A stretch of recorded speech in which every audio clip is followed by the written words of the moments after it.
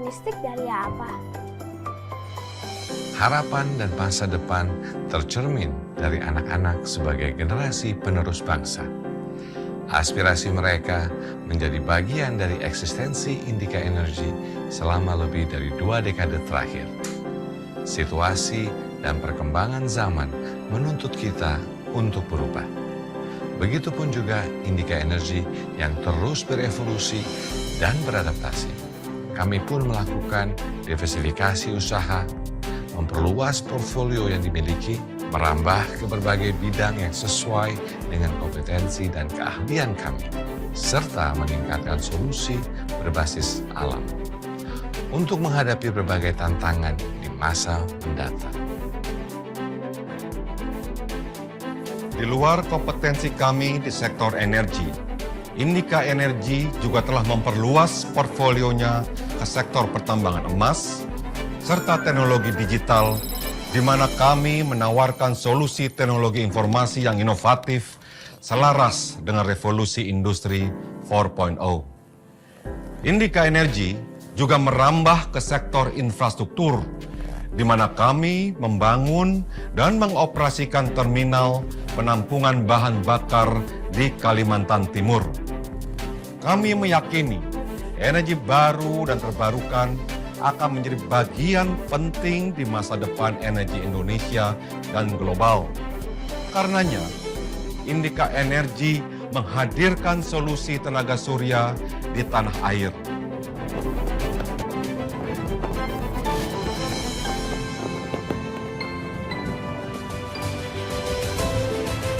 Memegang teguh prinsip keberlanjutan, keberadaan kami tak hanya untuk berkontribusi memajukan ekonomi negeri. Dengan berfokuskan pada aspek keberlanjutan yang meliputi lingkungan, sosial, serta tata kelola perusahaan yang baik. Semua ini kami lakukan untuk generasi penerus bangsa dan Indonesia yang lebih baik di masa mendatang. Indika Energy, energi untuk negeri.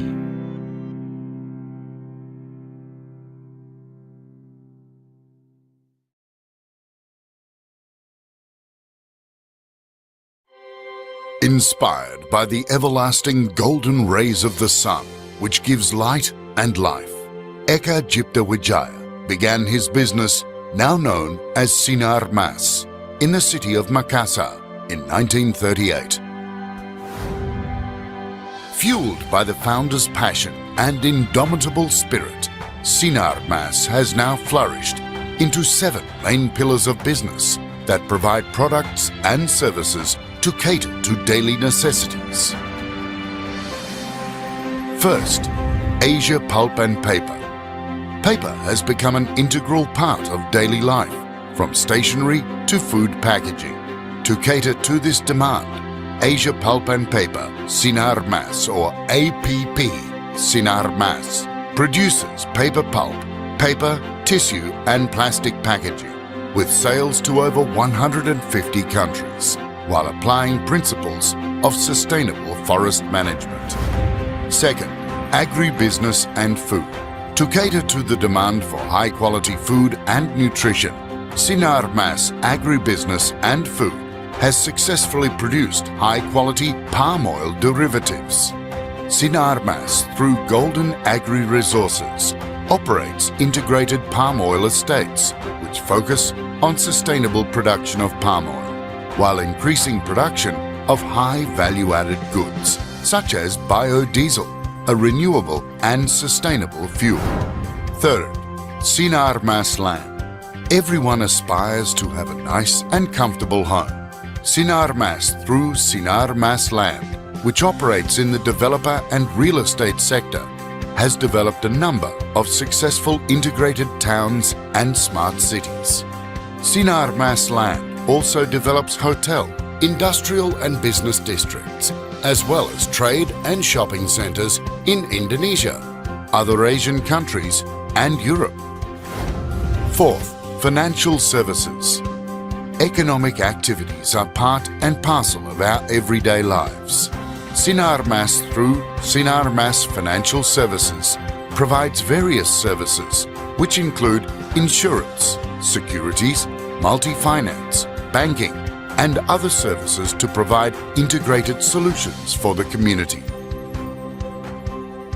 Fifth, communication and technology. Likewise, communication has become an indispensable part of everyday life. In the telecommunications sector, SmartFriend has emerged as the leading provider for telecommunications services, including cellular data.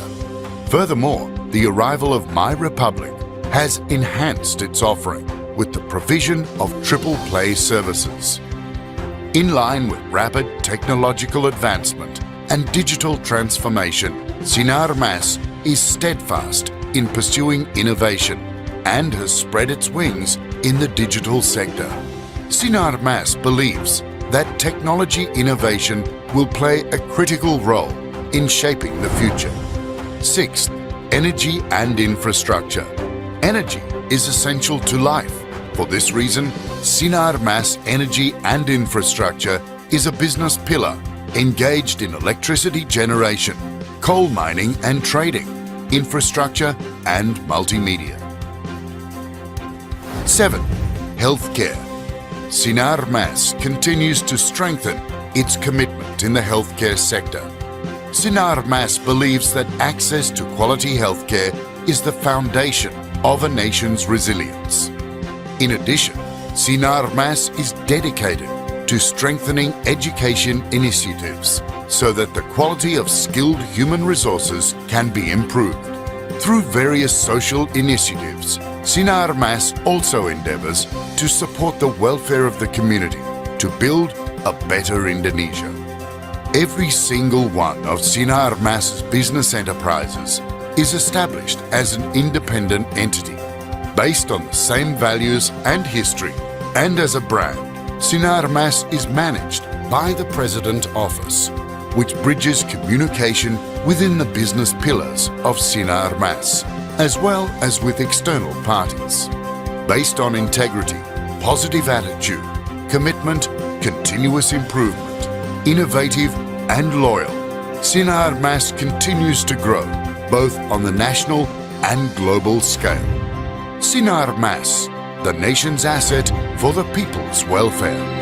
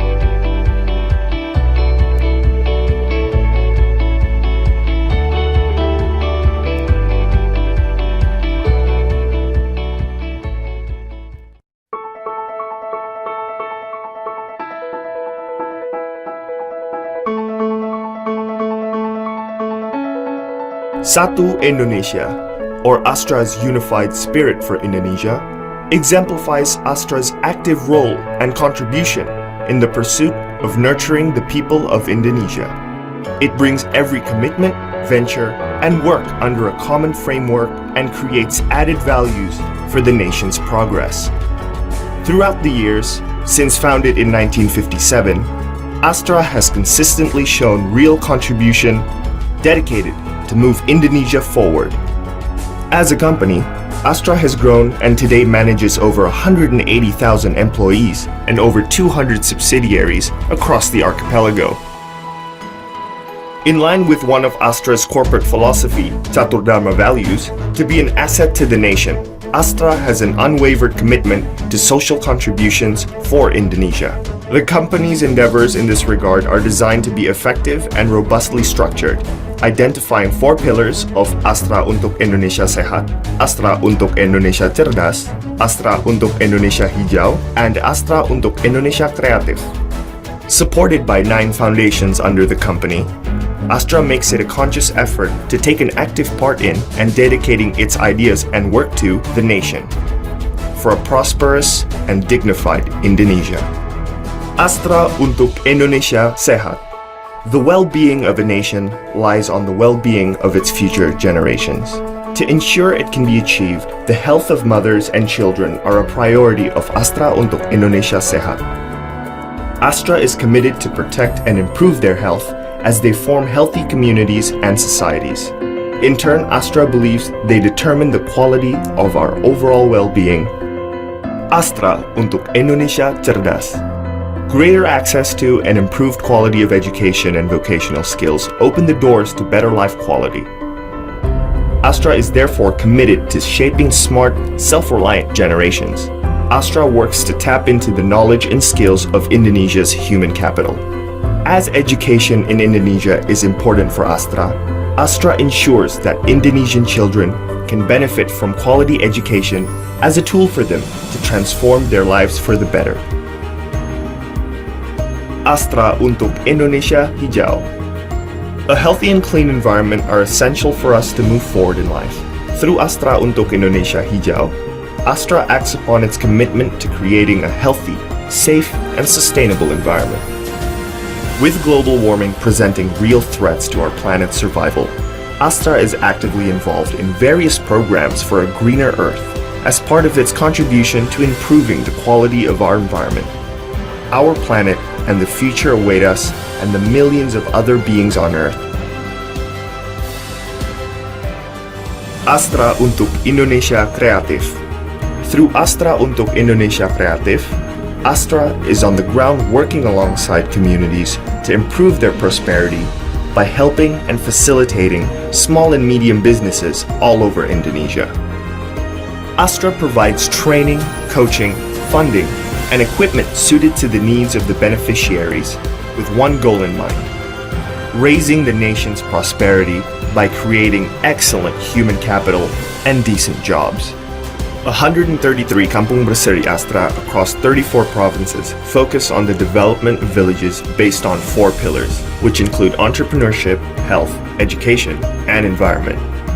Kampung Berseri Astra continues to be developed based on the numbers and concepts towards Desa Sejahtera Astra. 1 Indonesia Awards. 1 Indonesia Awards is a form of appreciation towards the Indonesian youth who have the initiatives and idealism to share and create benefits for the communities. The awards have 5 main focuses, which include health, education, environment, entrepreneurship, and technology. Since March 2020 until today, Astra, through Nurani Astra, maintains its commitment to help the government, frontline health workers, and the community in facing the COVID-19 pandemic in Indonesia. To be an asset to the nation, Astra continues to embrace and work towards realizing Indonesia's dreams and to achieve sustainable growth, because your smile and the smile of the people are the smile of Astra, the smile of Indonesia. We are united, and together we shall achieve triumph as we walk towards an advanced and prosperous Indonesia. Astra, prosper with the nation.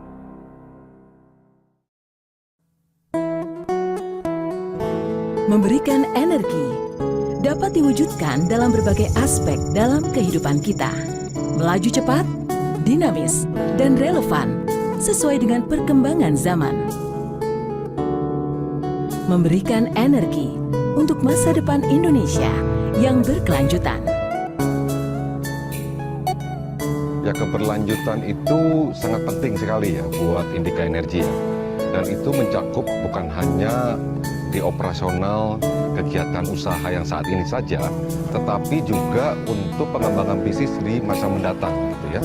Dan kita juga sudah berkomitmen untuk mencapai net carbon atau net zero emission sebelum 2050. Ya, sektor industri kendaraan berbasis listrik itu menjadi salah satu sektor penting di dalam strategi diversifikasinya Indika Energi. Ya, dan kita ingin berpartisipasi di dalam pengembangan ekosistem kendaraan listrik ini, baik itu dari hulu maupun sampai ke hilir. Ya, kami ingin pula berpartisipasi di dalam pengembangan pembangkit listrik tenaga surya. Ya, terutama untuk sektor komersial, industrial, dan tentu saja untuk sektor utilitas. Ya. Kami yakin bahwa tenaga surya ini akan menjadi suatu solusi yang berkelanjutan, aman, serta kompetitif. Dengan eksistensi selama 5 dekade di bidang energi dan pertambangan, Indika Energi melakukan diversifikasi bisnis ke berbagai sektor dengan mengutamakan prinsip berkelanjutan. Ya, Indika Energi ingin berpartisipasi di dalam pengembangan solusi berbasis alam, energi biomas, kehutanan energi, agroforestry, ya, ataupun konservasi ekosistem dan juga pengembangan masyarakat. Iya, ada beberapa provinsi di mana kami berinvestasi. Ya, salah satunya adalah di Sulawesi Selatan, di mana kami berinvestasi di pertambangan emas, yang merupakan salah satu pertambangan non batubara, di mana merupakan bagian daripada diversifikasi kami. Indika Energi terus berkontribusi mewujudkan Indonesia maju, kuat, dan sejahtera.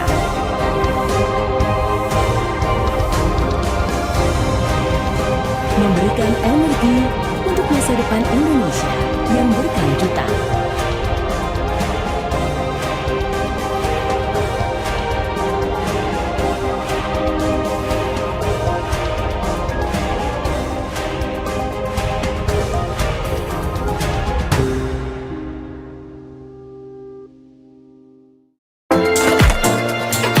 Nunggu dompet. Coba pakai mobile cash deh. Ini. Hello everyone, good afternoon. First, let me introduce myself. My name is Gracia Yoas. On behalf of the ICDX group, I would like to welcome you back to our webinar carbon series that ICDX is holding together with B20 Indonesia Trade and Investment Task Force. With the theme Indonesia Scenario to Achieve Net Zero, this webinar aims to be able to provide information about scenarios that can be applied by Indonesia to achieve the net zero emission, which is the focus of our country right now. Before I start the webinar, I would like to remind the participants, if you have any questions during the presentation, please put them in your Q&A Zoom box, and we will discuss it later in Q&A session. Now, I'll give the time to our moderator, Ms. Christina Novalita, as ICDX National Communication and Affairs. Ms. Christina, the platform is yours. Thank you, Yoas. Good afternoon, ladies and gentlemen, and distinguished speakers. It is an honor to greet you all. Welcome back to the 5th webinar carbon series, ICDX with B20 Indonesia, Task Force Trade and Investment.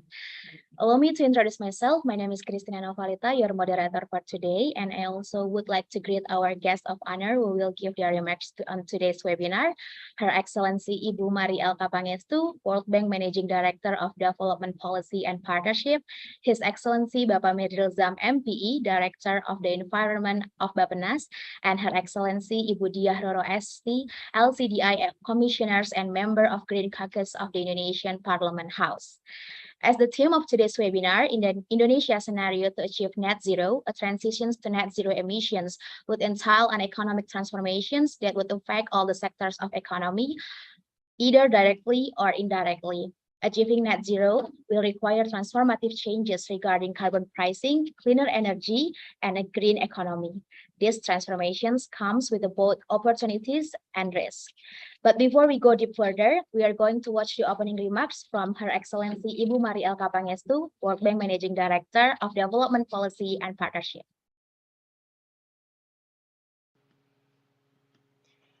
Good afternoon, distinguished speakers, guests, ladies and gentlemen. Thank you to B20 Indonesia and ICDX for inviting me on this timely discussion on the crucial topic of Indonesia's scenario to achieve net zero. The world today is facing multiple crises, but the existential crisis is the climate crisis, which is irreversible. The findings of the latest IPCC reports provide a stark warning.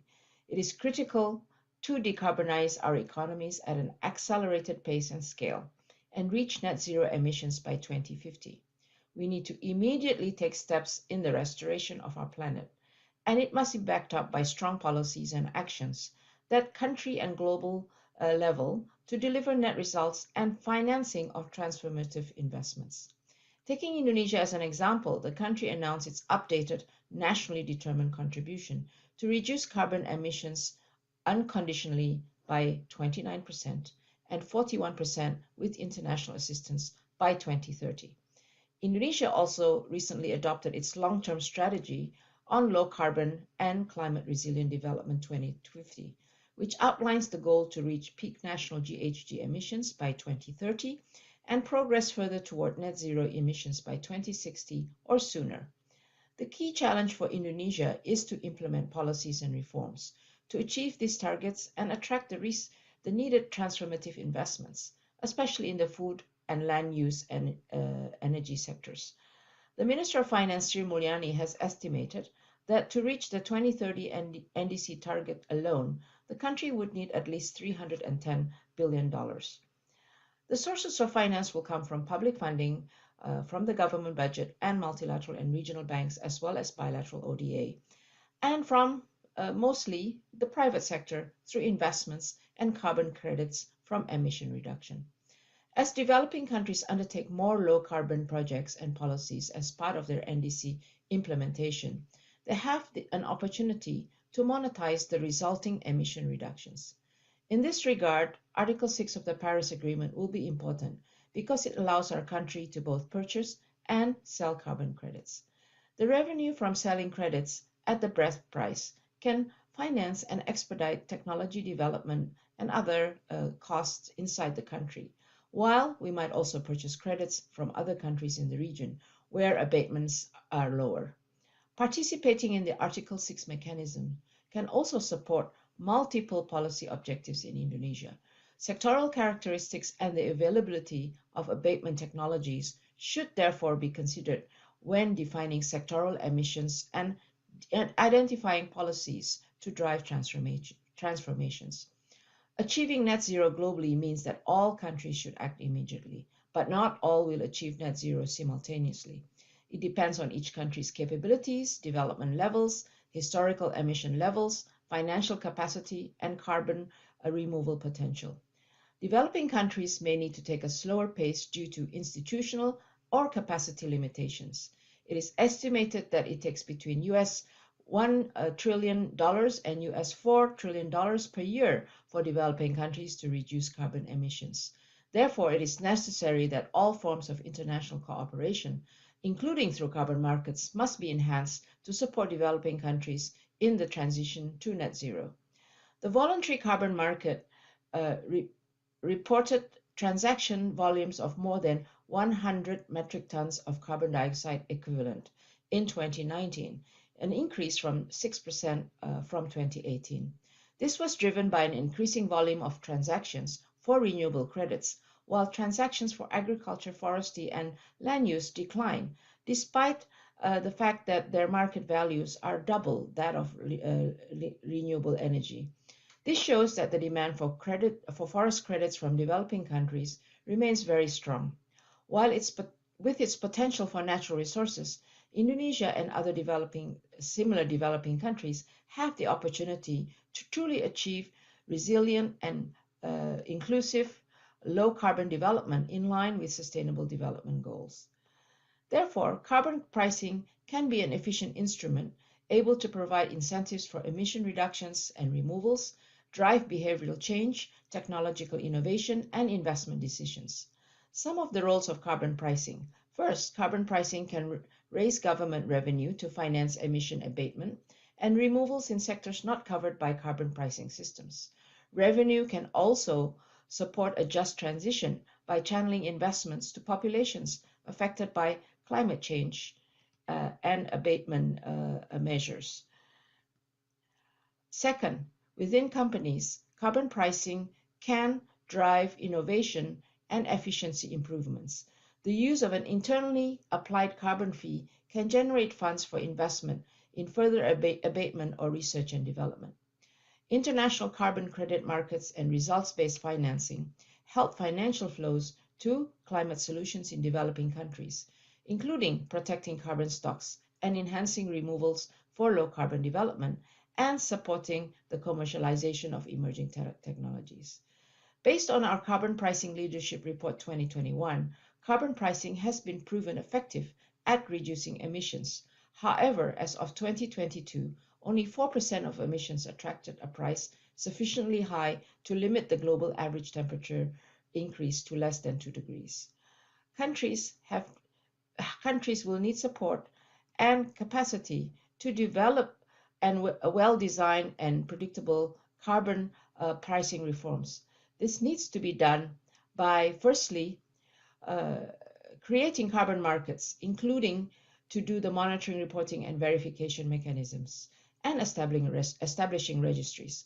Secondly, to manage and use emission reduction credits, such as supervising the emission reduction program, and support them in the use of carbon credits. And thirdly, to monetize through pricing and access to markets. Let me close and wish the audience attending today's webinar a good session to understand the scenario of how Indonesia achieves net zero and fulfills its NDC commitments. I appreciate B20 Indonesia and ICDX's efforts to raise awareness and disseminate knowledge needed to low carbon development in Indonesia and the role of carbon credits. I thank you.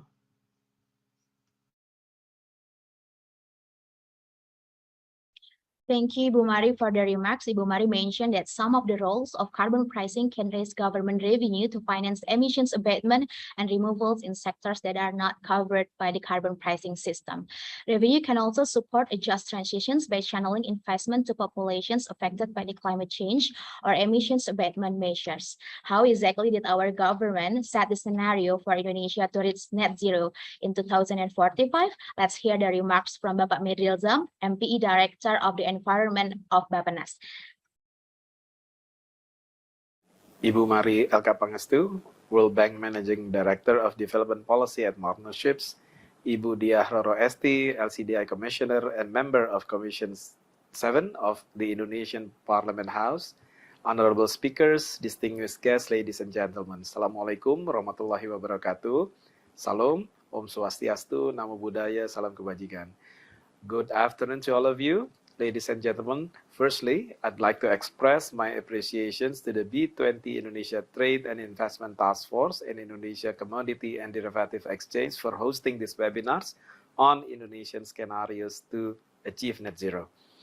This kind of initiative is urgently needed, especially to strengthen collaborations between the government and the private sectors to achieve the common goals of realizing a resilient and low-carbon Indonesia. Ladies and gentlemen, our planet is currently facing not one, but not two, but three crises at the same time, better known as the triple planetary crisis of climate change, pollution, and biodiversity loss. We are witnessing record-breaking temperatures and more frequent extreme disaster events all over the world, all due to climate change. Meanwhile, increased pollution, particularly air pollution, has become the most significant cause of diseases and premature death in the world. On top of this, the loss of biodiversity adversely threatens human well-being and ecological systems, impacting human health and food security. Our country is not exempt from these targets. Together with the multifaceted impacts of COVID-19's pandemic, Indonesia's development targets, including the target of escaping the middle-income country trap before 2045, may also be jeopardized. Hence, since 2021, Ministry of National Development Planning, or Bappenas, has introduced an economic transformation strategy that is intended to live our Indonesians' visions of becoming high-income country by 2045. Within the framework of economic transformations, green economy has been placed as one of the game changers that would promote economic growth and social well-being while preserving our environment. So, what is actually a green economy? Green economy refers to an economic development model to support sustainable development, focusing on greener investment and capital accumulations, greener infrastructures, and green jobs to achieve social welfare and environmentally sustainable outcomes. In applying the green economy, Indonesia has a set of integrated platform called Low Carbon Development and Climate Resilience Policies that functions as the backbone of the green economy. In order to measure the progress of the economic transformations toward the green economy, Bappenas has launched a Green Economy Index during the third G20 Development Working Group meeting site event in Bali. The Green Economy Index is introduced as a solid measuring tool with tangible, representative, and accurate indicators of success consisting of 15 indicators that are classified into economic, social, and environmental pillars. According to our GEI findings, Indonesia has overall made positive green economic progress between 2011 and 2020. Following the severe effects of COVID-19 on employment and poverty rates, the social pillars' performance began to improve at the end of 2020. To this, the economic pillars has also shown a similar trend. The performance of the environmental pillars has improved over the last 5 years, owing primarily to the rapid increase in the share of new and renewable energy and managed waste. However, compared to the social and economic pillars, the environmental pillars has a significantly lower composite index, which indicates the need for more ambitious environmental policies in order to transfer into a green economy. More about Indonesia green economic progress is to be found on our Green Economy Index report. Distinguished guests, colleagues, ladies and gentlemen, according to our simulation at Bappenas, achieving a green economy will offer multiple benefits for Indonesia.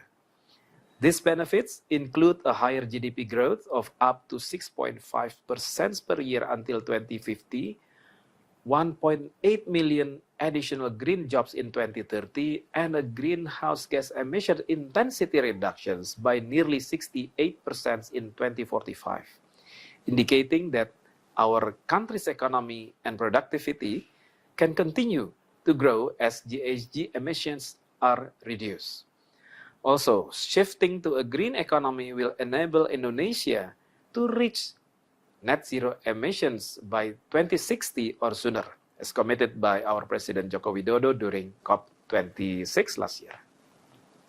To this, Bappenas has conducted exercise of net zero emission scenarios through an evidence-based approach that promote holistic and integrative pillar. We explore the possibility of achieving net zero emissions in 3 different timelines, 2045, 2050, and also 2060. Basically, all 3 scenarios would reduce GHG emissions and emission intensity, deliver sustained real GDP growth, and higher GNI per capita, differing only in the speed at which they move forward their targets.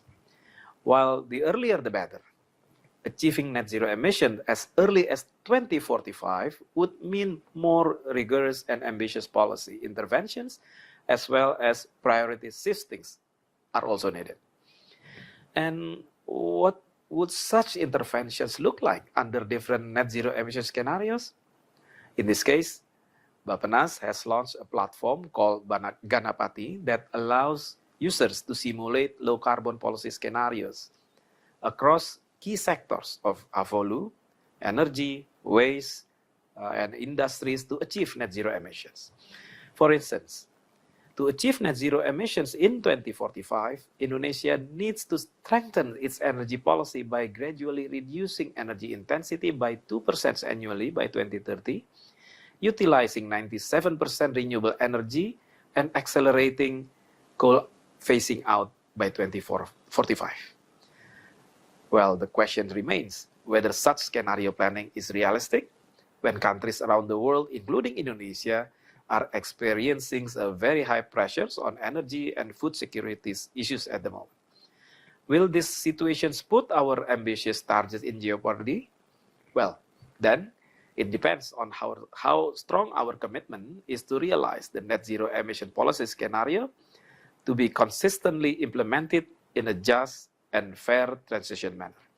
To explore further on the net zero scenarios, please refer to our Ganapati platform through the link given in the slide. Colleagues, ladies and gentlemen, however, challenge will arise along the way to achieve the net zero emissions, primarily in the form of high investment needs, technology and innovation gaps, and the need for major policy reform to manage transitional consequences such as the risk of stranded assets and workforce migrations.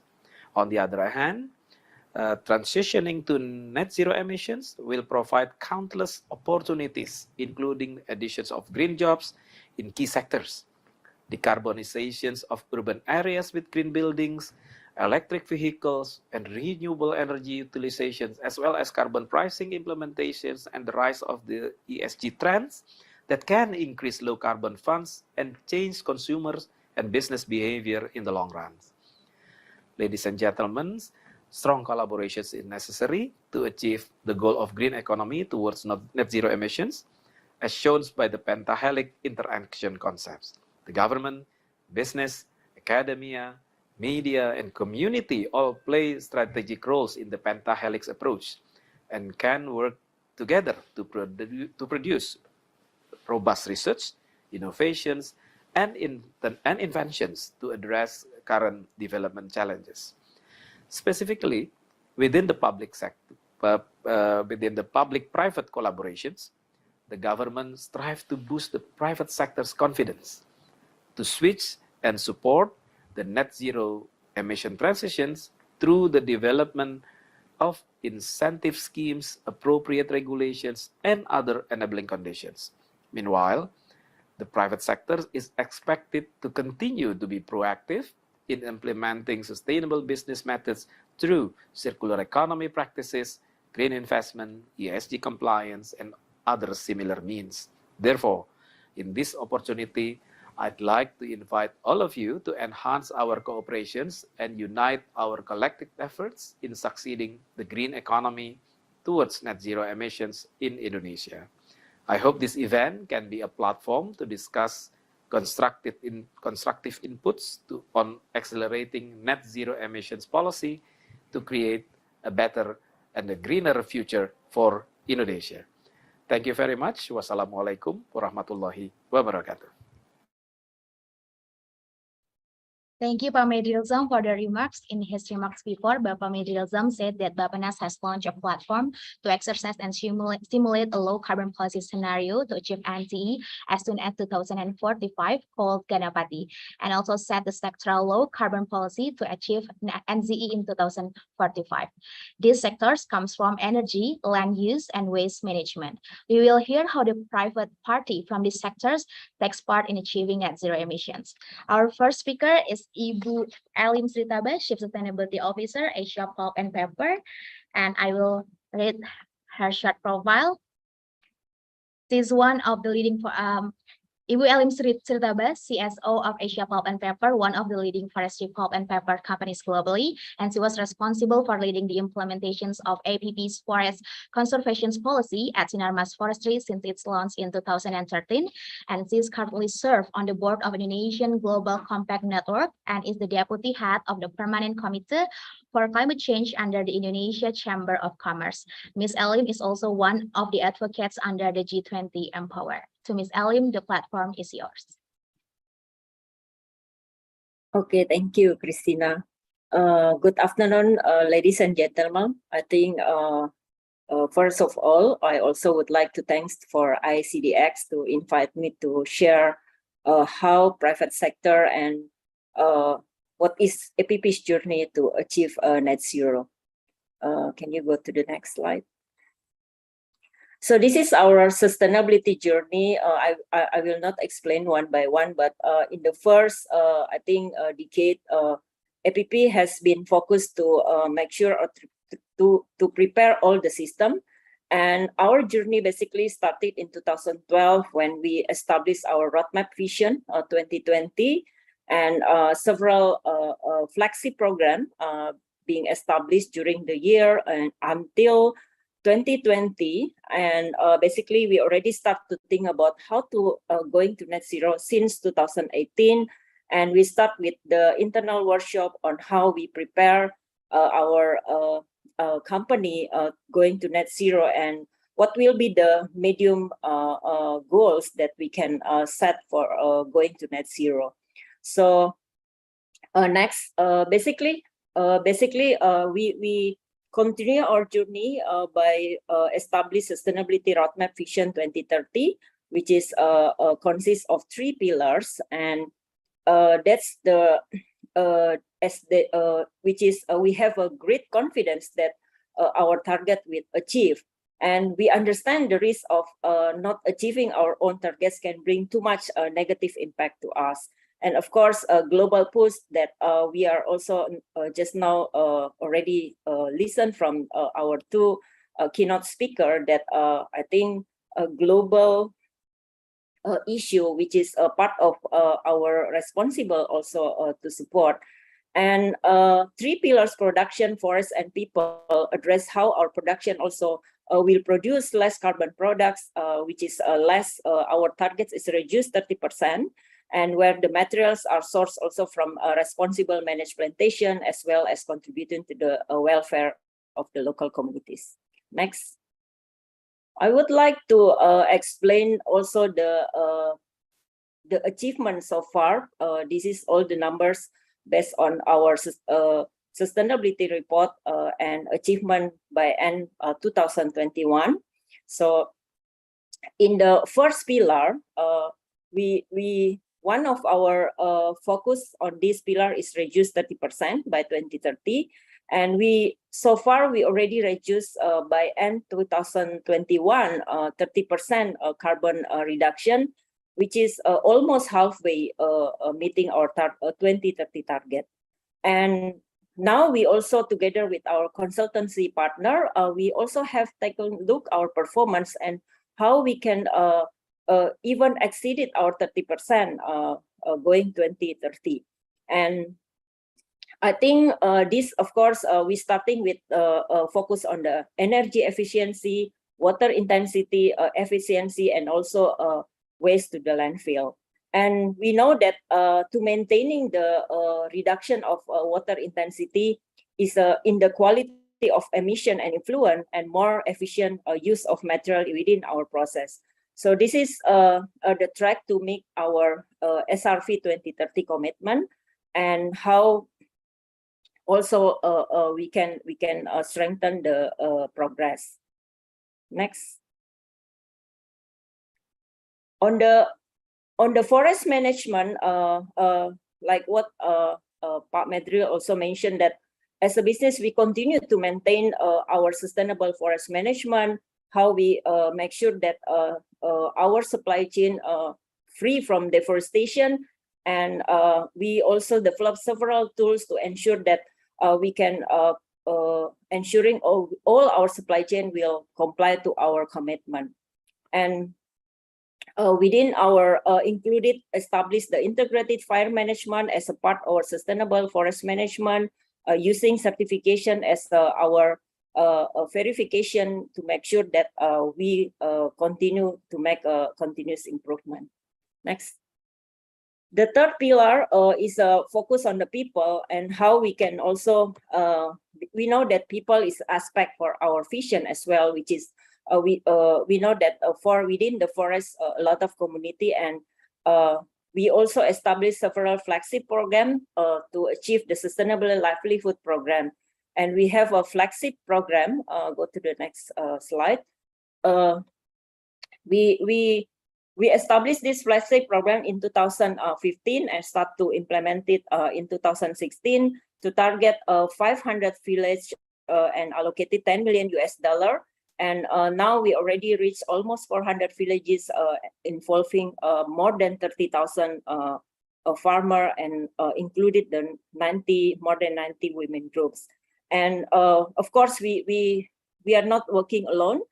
This is all our partner who helping us to strengthen the program, improve the capacity of the community itself, going to the sustainable livelihood.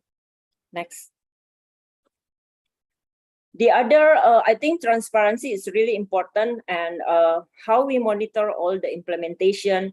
We also use several tools like in monitoring forest cover change using radar sat and included AI, how we monitor the forest cover change. This is part of our commitment to make sure that we want to protect the existing natural forest.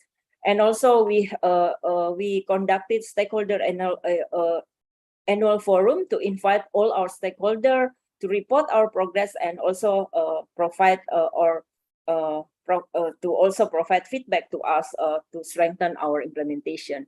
And all of this we put in our sustainability report, and we also put our report through CDP, SPOT, Sustainalytics to measure our ESG and rating to the public. Next. What is beyond 2030?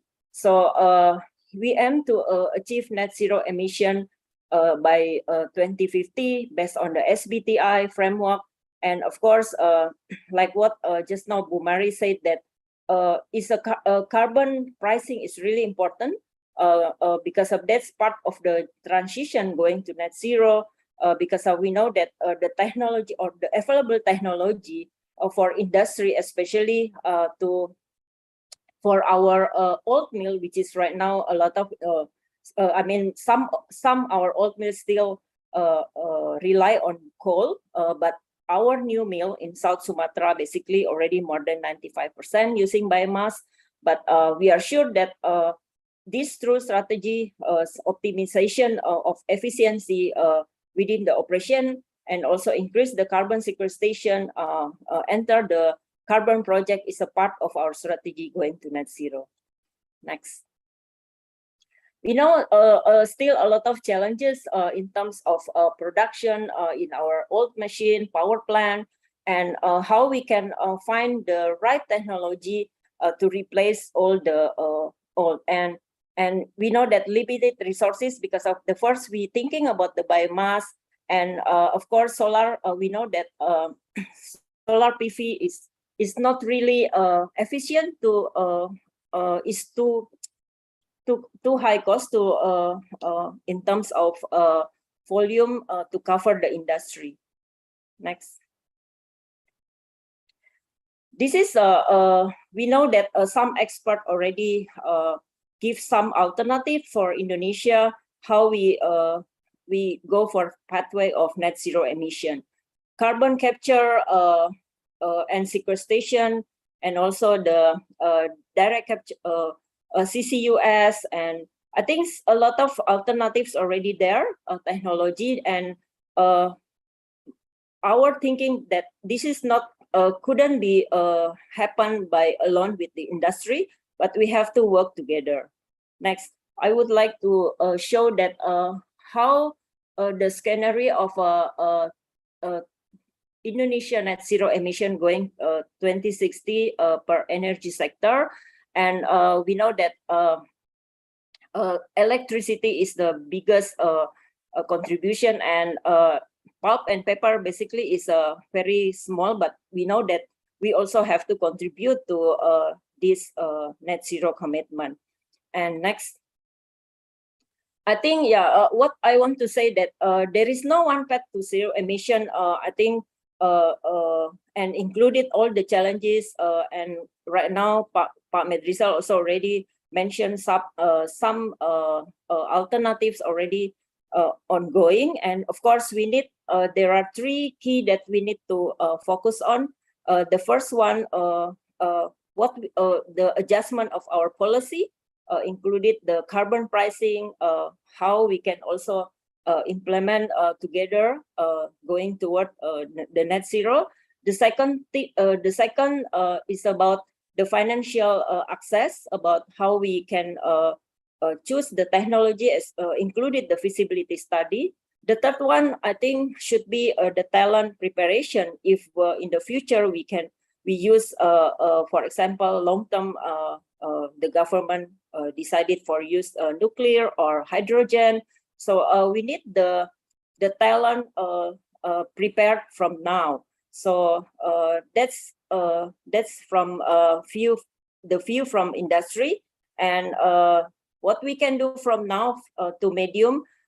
For the medium term, of course, to continue to do the sustainable forest management, production efficiency within our operation, and while also I think in the long term run, we should working together, collaborative between all the business actors, government, and supportive policy and other stakeholders going to the 2050 or 2060 or earlier toward the net zero emission.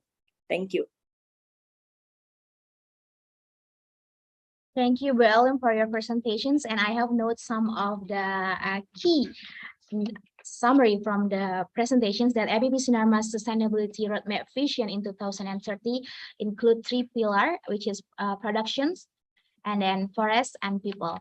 And beyond the 2030 strategy is to reducing carbon emissions from the pulp and paper mills and to increase carbon sequestration in forestry. Okay, thank you, Bu Elim, and we will move on to the next speaker. But before we move on to the next speaker, I would like to remind all the audience who have questions, please type them into your Q&A box, and we will discuss it later on the Q&A session. Now, the second speaker is come from PT Pertamina Persero, which is Bapak Brahmantia Purwadi, is an executive in the oil and gas industry for more than 12 years. He joined PT Pertamina Persero in 2008, and since then, he has had a notable track record in aviation and national and international relations. And as a corporate secretary, he is responsible for effectively controlling the flow of information between Pertamina and its stakeholder to ensure the future business sustainability and growth of the company. Now I'll give this time and platform to Bapak Brahmantia. Thank you, Mbak. Good afternoon, and ladies and gentlemen, good morning here. I'm sorry I just reached London this morning for a meeting, but anyway, it's very good to have a meet with all of you guys to share the view of Pertamina. Distinguished Ibu Mari LK Pangestu, Pak Medrisam, Ibu Diah Roro Esti, my fellows, Ibu Elim Sritaba, Bapak Karyanto Wibowo, and Ibu Christina Novalita as our moderators. It's a great honor for Pertamina to have the opportunity to take part in this event this afternoon. Pertamina is an integrated energy company whose production is still remain dominated by fossil fuel. However, we have strong commitment to energy transition toward renewable energy in accordance with the government target of net zero emission by 2060. The energy transition must be planned to ensure the implementation of just and orderly, affordable transition. Therefore, Pertamina is sustainable set its sustainable strategy based on 3 aspects, which is environment, social, and governance. Next, please. It is Pertamina ambition to be a leading and reputable global energy company and to be recognized as environmentally friendly company, social responsibility company, and good governance company. Pertamina committed to implement ESG framework in all lines of the company business to encourage business sustainability in the future. To ensure that all sustainability program and strategies are running well and well recorded, our sustainability committee is directly chaired by our president director, Ibu Nika, and translate to the program into 10 sustainability focus, which each align with the SDG and having its primary target. In the same time, we follow global sustainability practices in making sure that our initiatives are internationally acceptable, participating in international activities such as UN Global Compact, CDP, making sustainability disclosure that is compliant to global standard and in operational level. Numerous international standards governed by ISO we are following also. Pertamina is fully commitment to implement ESG aspect, has encouraged Pertamina ESG rating to increase globally.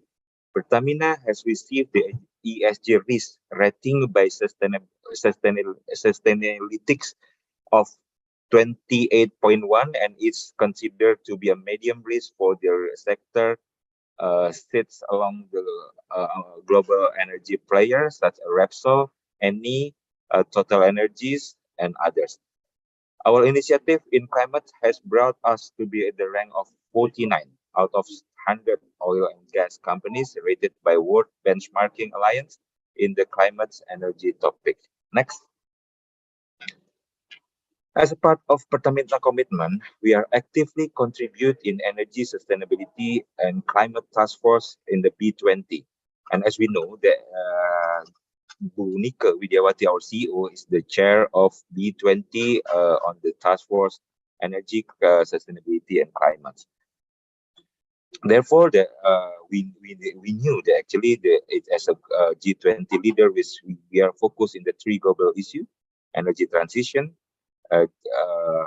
just transition and global cooperation, and also the task force acts as a bridge between the business community and the stakeholder, as well as to partnership and collaboration as catalyst to accelerate the energy transition goal and target. Next. As we know that actually we have two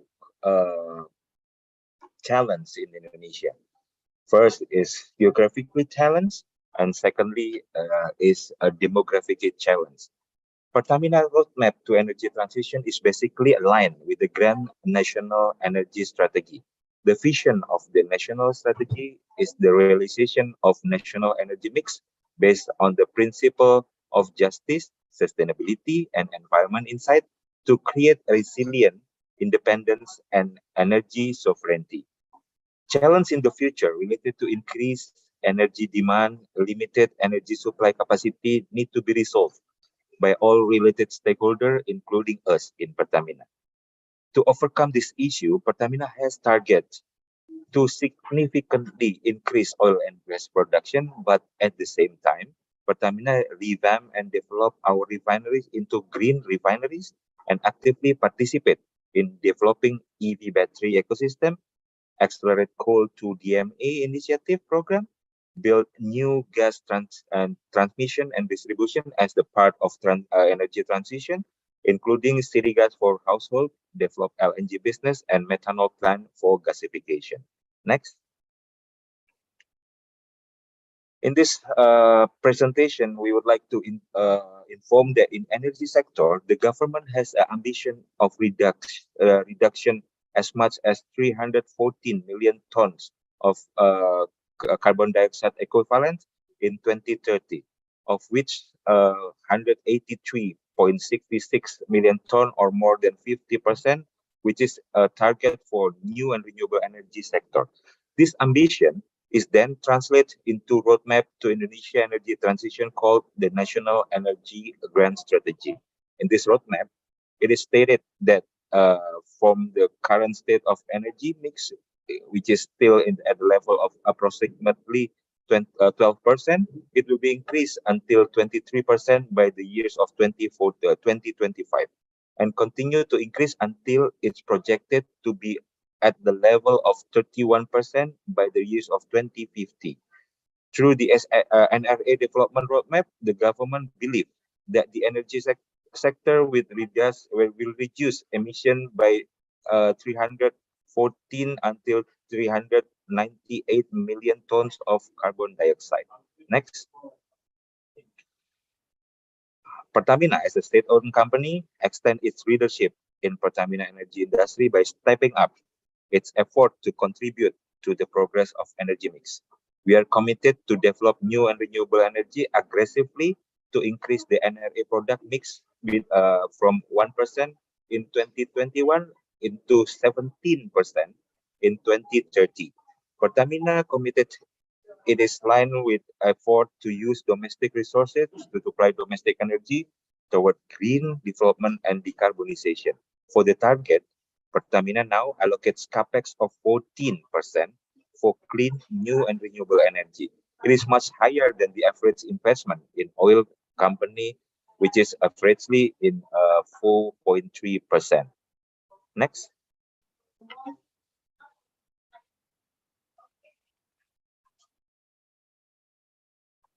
Next. I would like to show the next slide, please. I would like to show the framework of to reach the government aspiration in next zero aspiration. I think it's not the presentation. Can I have the next presentation? Next slide, please.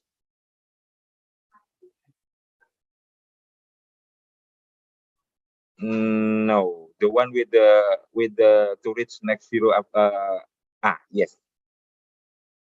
In this presentation, Pertamina framework to reach the government aspiration net zero emission by 2060, we develop holistic strategy within two pillars. The first pillar is actually the carbonization our own emission. To play this part by mitigating climate change to the degree required, the oil and gas sector, including Pertamina, must reduce our own emission. Pertamina has been running the program for quite some time to modify business process in order to reduce carbon emission which produced by our company. The second is the building a new business. So in parallel, in order to address our concern, Pertamina carry out by developing new and renewable energy-based business and related ecosystem to create cleaner energy. This new business is also expected to reduce the dependence on fossil fuel and part of our responsibility to the society. This effort also have to be completed by three enablers to ensure strategic initiative it's run well. Pertamina organized reporting related to carbon accounting, established sustainability organization to relate capacities, and the most important is stakeholder engagement from internal management and also government as public as the end user of all beneficiaries of all our effort. Next. Yes, in this presentation, this is related to the first pillar. As a group, Pertamina has set the target of 30% emission reduction by 2030. It's very near versus our 2010 baseline. We currently evaluating a more ambitious emission reduction target by consequently every line in business in Pertamina, including upstream, most contribute to our existing and future target. By 2021, Pertamina has succeeded in reduction greenhouse gases emission by 7.4 metric ton of carbon dioxide equivalent since 2010. Our strategies to decrease greenhouse gases, including the flare gas utilization in upstream and refinery, it utilized for our own use fuel and for our gas supply to customer. Secondly is energy efficiency in order to optimize waste heat recovery in upstream and refinery. Other energy efficiency by initiative in geothermal activities. The third is fuel gasification by switching liquid-based fuel to gas fuel. And the fourth is also other activity with the commercialization of CO2 venting into the customer in upstream or other process optimization in geothermal activities. Next. Okay, we have also, I think, not in this presentation. I will also explain for the second pillar.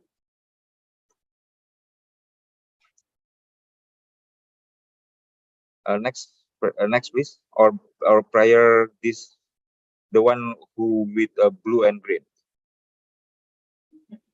Okay, I will inform in regards to the second pillar. Is attempting to increase energy portion by 17% by 2030, aligned with the government instruction to use the domestic resources to provide the domestic energy. We have 7 strategic business initiatives. The first is optimizing the potential, increasing the installed capacity of geothermal. And the secondly is commercializing green hydrogen derived for the Pertamina geothermal field with total potential of 8,600 kilogram hydrogen per day. And the third, Pertamina is taking the strategic role in Indonesia integrated ecosystem of battery and energy storage. And the fourth is upgrading our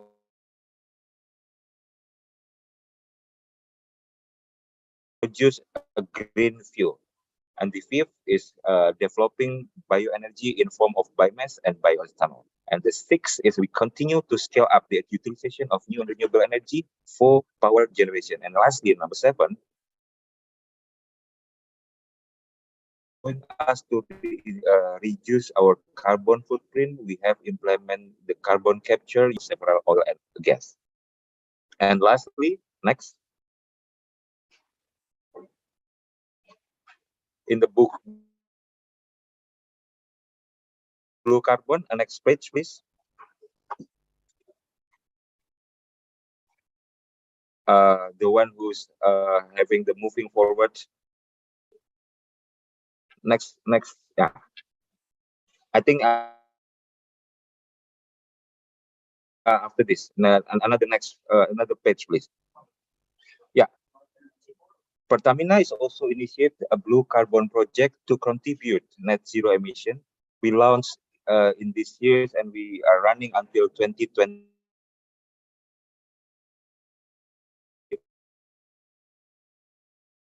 Hakam, Blora, Cendrawasih, and Lembata. This project will potentially reduce carbon emission more than 764 ton carbon CO2 equivalent per year and empower 480 households to restore flora and fauna habitat. Next.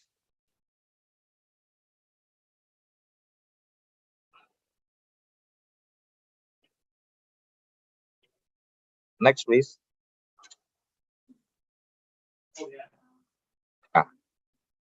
The regulatory compliance of Pertamina and its subsidiary related to environmental management is reflected for the achievement of proper rating issued by Ministry of Environment and Forestry Affairs.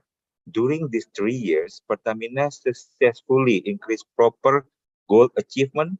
With last year, we won 23 of total 47 national proper goals. This achievement confirmed Pertamina consistency preserve to environment and production process within the framework of ESG, and Pertamina environmental management is also beyond compliance by implementing environment management system and efficiency in use of resource and promoting social responsibility. Thank you. Okay, thank you, Pak Bramantia, for your presentations. I have noted some of the notable commitments from your presentations before. Pertamina is committed to developing new and renewable energy. With capital cost allocations of 14% of the total long-term budget, this value is more aggressive with other energy companies with an average cost of capital for an RE of 4%. Even though Pertamina's business focus is in the energy sector, but its social responsibility is also covering the forestry program and blue carbon initiative. Thank you once again, Pak Bramantia. And we will move on to the our next speaker. We'll learn from the industrial process and productions use, our IPPU and waste management sector, which is Bapak Karyanto Wibowo from Danone Indonesia, but I will read his profile before.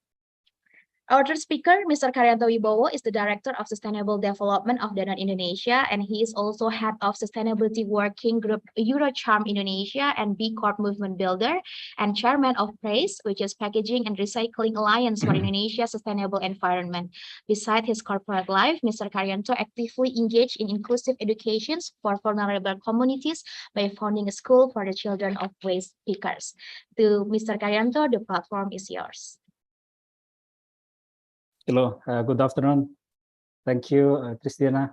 First of all, again, thank you so much to ICDX for giving me the opportunity to share Danone's commitment, strategy related to the energy transitions to achieve zero net 2060.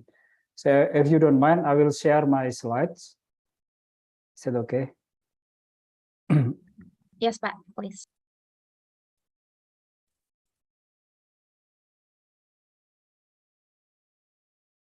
All right. Pardon for my voice.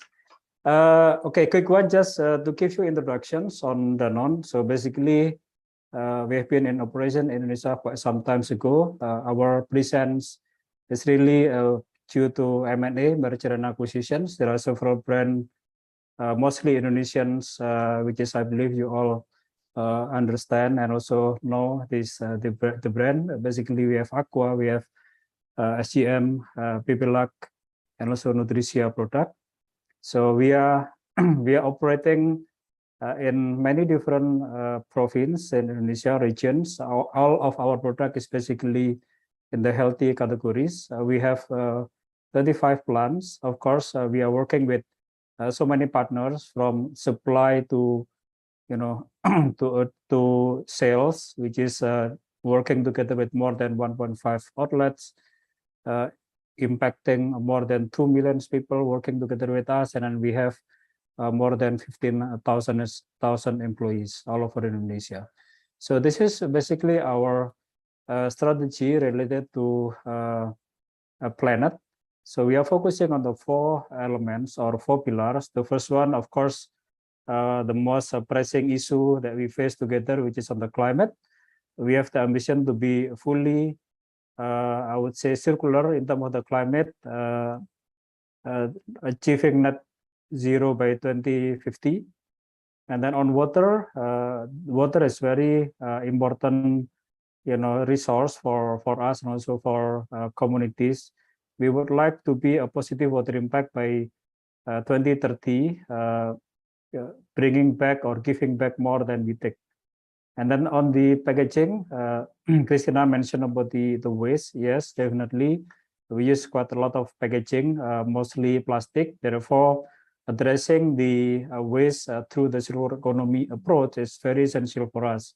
So we aim to be 100% circular company on packaging, and then significantly reduce the use of plastic, and then also at the same time significantly use the recycled materials, and also developing the circular business model.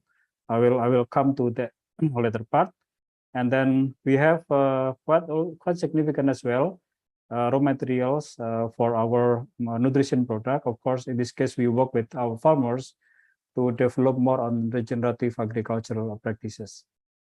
On the climate, as I mentioned before, we have the ambition to be zero net 2050. We are referring to we established or we launched a climate policy quite some time ago in 2015. And then, of course, along with many different companies and also organizations, we put the ambitions to set the 1.5 degree as a limit for 2050. We have already kind of a trajectory how to be zero net by 2050. Simply, of course, we would like to access on the renewable energy 100% by 2030. It's not going to be easy, definitely, in Indonesia, but this is our ambitions. And then we need to have 50% absolute emission reduction by 2030, and then towards on 2050 zero net emissions. What we do, basically, there are 3 strategies. The first one is, of course, this is part of the scope 1 and 2, energy efficiency. We need to optimize as much as possible energy efficiency, replacing the machinery or the equipment which is not energy efficient. And then the second one is the logistic optimization, how to optimize our logistic, because actually our product is being delivered all over Indonesia. And then the third one is packaging, which is how to push more on reusable product, and then eliminating the use of plastic and also the use of recycled materials. So those are the 3 elements. We see it equal, because in terms of the CO2 impact, more or less those 2 those three pillars has equal numbers of carbon impact.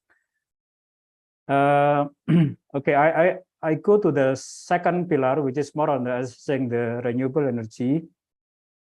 Sorry, the first pillar.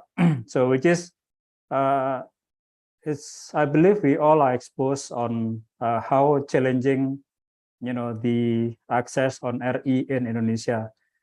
We are still depending more on fossil-based energy. So therefore, of course, be on top of the effort of the government to provide access for the renewable energy, we are also trying to access by ourselves, working together with our partners. There are several initiatives. One of the initiatives is to have an access on biomass. This is in one of the factory in near Jogja, which is we built the biomass boiler plant, which is able to reduce approximate 8,300 tons of CO2 every year. And then, even though this is not significant, this is also another access for the RE that we have. Our ambition, of course, to cover all of the rooftop with a solar panel, 25 plants, but so far we reached only 5 to date, already covered by solar panel.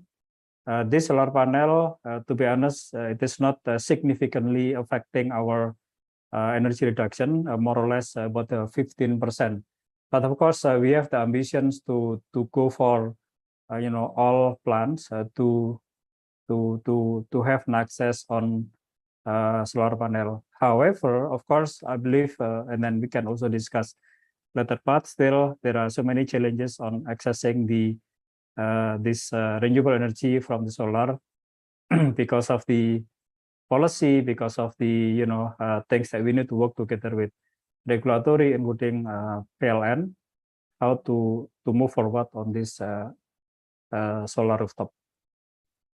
And then the second part, of course, this is also quite relevant and critical for us because this is also affecting the RE as well. Sorry, affecting the CO2 as well, which is how we address the waste. This is going to be very challenging, definitely for Indonesia, because according to the research, the collection of waste, especially on the packaging waste, plastic packaging, is only 39%. Sorry, 81% is not properly collected. This is also the big problem. So, what is the strategy? I think most of you are exposed to this. How we start the transition from the linear economy, which is make use discharge, or just throw it away economy, through the circular economy, which is from make, how we eliminate the use of the natural resources by pushing more on reusable model. And then after we use the recycled materials, so that we are able to minimize waste going to the environment, and also minimize the use of resources from the earth. This is just to give you an idea. This is from the Bapenas research. Basically, if we really push circular economy on packaging, there are so many potential. There are many potential on economics, the impact on the GDP, but at the same time also the economic on the impact on the jobs creations. But here I just want to highlight more on the CO2, which is this is the research which is driving more circular economy business model. Then we should be able to save approximate 5.2 million ton of CO2 by 2030 because of the reuse model, which is quite significant, 2.1, replace with more sustainable material, redesign, increase the recycling rate, and so forth. I give you an example how it is being implemented in Danone. This is our strategy. So of course, when we are talking about the circular economy, it is not circular economy is not a recycling economy. So the principle of reduce has to be on top of our business model. So that this is the reason why in Danone we are pushing more on reuse model, which is through our jugs, which is currently 70% of our business already in the reuse model. It is one of the biggest in the world. And then, of course, now we are talking about single use. Then on the single use, what we can do is, if possible, then we can introduce the reusable model, for example, like through glass bottles, or increase the recycled content in the bottle. And then after, then what we can do to help on the system improvement, to help on the collection initiative, so that minimizing waste goes to the landfill or goes to the oceans. Because at the end, if the waste goes to the landfill, it will expose also to the methane gas exposure, then linked to the climate change issue. The same for the ocean. If waste goes to the ocean, then definitely it will significantly affecting the ocean's life, and then at the same time also exposed to the climate issue as well. This is something that I would like to share as well. This is our model, which is we are really pushing a lot on the reuse model. It has already proven on significantly reduce the carbon impact versus the single use. The same for reducing the water footprint, more or less less 90%, and then 78% of reducing the plastic use, and then significant plastic waste that we can avoid. And then this model, actually every year we calculate reducing approximate 350,000 tons of CO2 exposed to our as part of the climate mitigation. Of course, we talk about single use. Our strategy is to push more on the use of recycled material. We do massive collection program for bottles. Now we are collecting 15,000 tons of plastic bottles in 17 districts in Indonesia. Then we process it to be bottle to bottle. So we invest on with our partners, which is Veolia, invest on recycling plant in Pasuruan, East Java, so that we are able to use it, all of the bottles that being collected, processed, and we use it again as a new bottle, which has the quality the same as the virgin materials. And then now Indonesia, I think so far we are the only water company that using recycled material in all of our portfolio, and then up to 25%, which is locally sourced.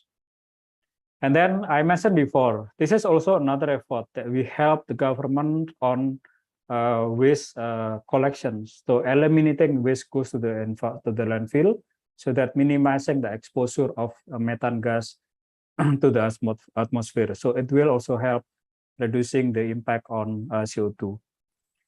This is our last slide. Basically, of course, I think we should prove that basically we are able to produce and to generate a zero net product. We just launched, I would say here, the Aqua Life. It is the first carbon neutral beverage in Indonesia.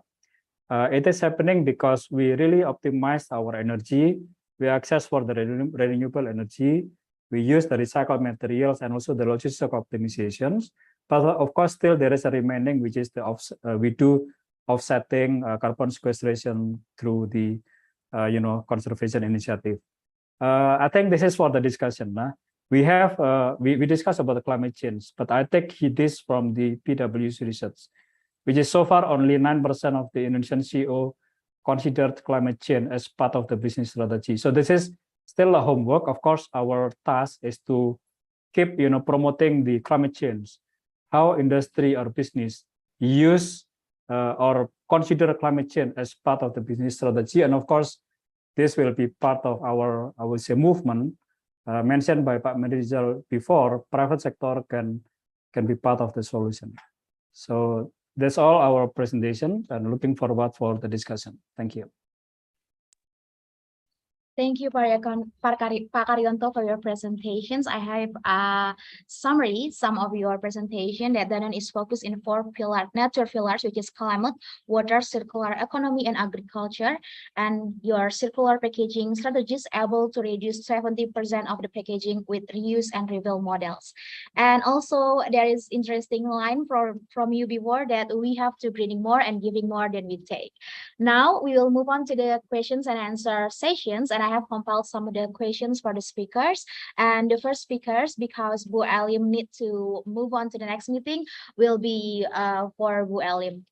Bu Alim, if you can join with me again, then your first questions will be about, are there any plans to use renewable energy source besides solar power plants or PLTS in your company's operations, perhaps hydro, wind, or others? If you can, if so, can you elaborate the plans, Bu? Thank you. Okay, thank you for the question. I think just like what I explained just now, basically solar panel to cover our industry especially is not really efficient because of we need like a big or mass of the land to cover the solar panel. So going to the the other alternatives, basically, for example, CCUS or hydro, even going to nuclear, for example. I think that's the one that I said. I said that we cannot invest by our own. Should be together, either like a Pertamina or with the government together to establish the infrastructure. Because of we know that it's really need investment, a big investment to do the infrastructure. So that's why I think as a country we have to map where is the priority of the industry, and together we can plan the roadmap going to net zero. What we can do right now is continue like what other company explained, biocircular economy, improve the efficiency, energy, water, and land waste to landfill, and sustainable forest management, forest protection, carbon sequestration. But for the hydro and other technology, available technology, I think we still need feasibility and really a collaborative action together with the government and other industry. I hope I can answer the question. Thank you, Ibu. So we have to set the priority of the industry first, right? Okay, the next question is still for you and also Pak Brahmantia, because the question is about how Sinarmas and Pertamina will face the carbon tax system in the near future. Maybe we can listen from Pak Brahmantia first. Yeah, I mean, like, Bu Elim, thank you for the view. I mean, I more than agree that it's not about Sinarmas or Pertamina. We need to work together to see and oversee the challenge that the country is actually facing on. Our country, Indonesia, is really actually unique because we have two challenges, as I mentioned before. First is geographically challenged, and secondly is demographically challenged. By all means, that we need to deploy the new and renewable energy by solar panel, etc., etc. We need to see that actually 57% of Indonesia people is living still in Pulau Jawa. By all means, that we have 17,504 islands throughout Indonesia. Understand that for example, in Nusa Tenggara Timur, we can deploy solar panel, but how many people lives there?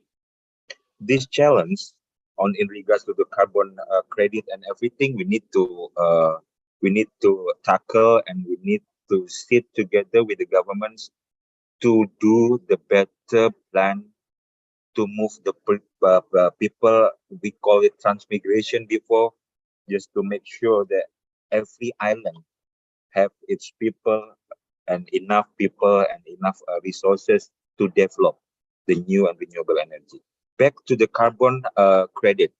Of course, Pertamina currently with the government, like Ministry of Environment, Ministry of Energy, like working together to see our report.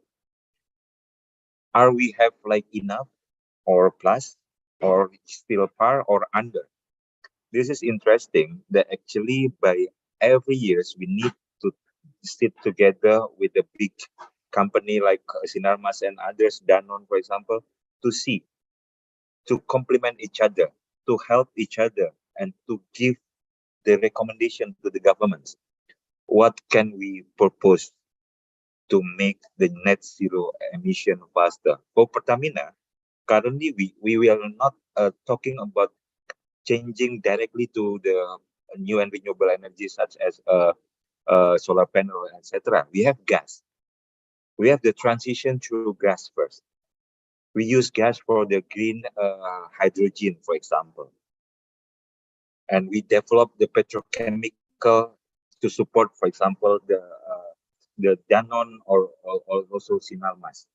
We need to create the full cycle on waste management and everything. For Danone, for example, the bottle can be reduced and recycled, and etc.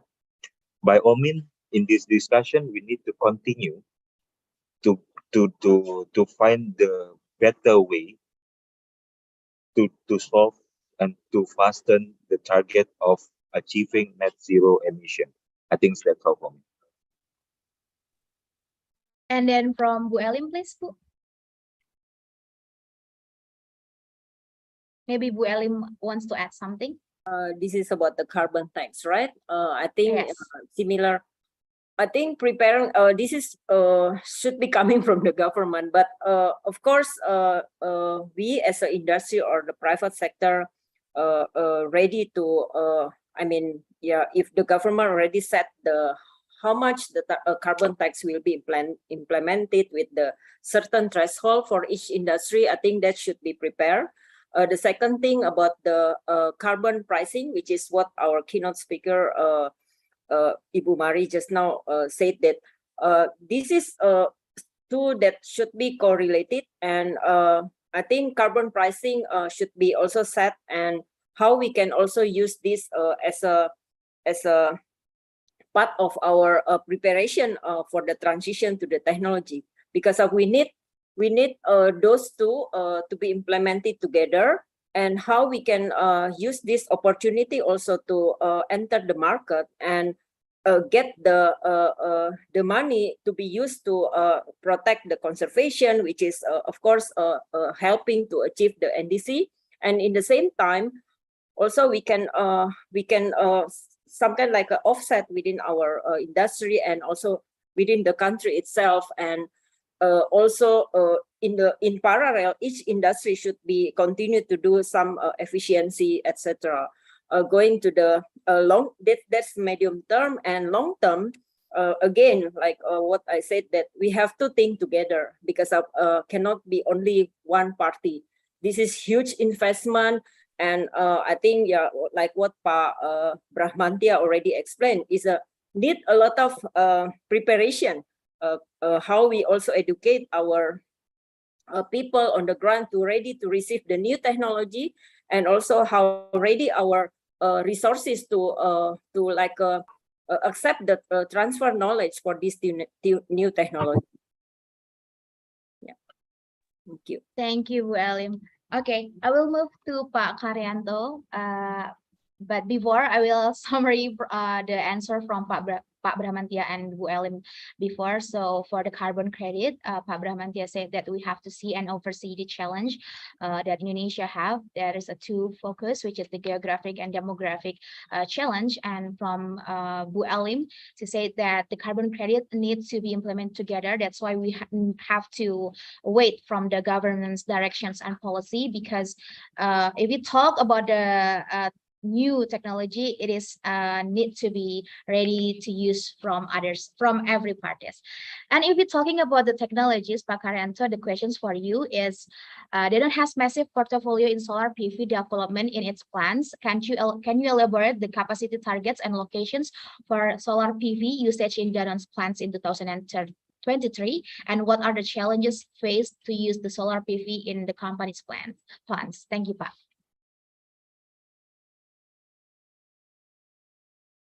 Yeah, thank you for the questions.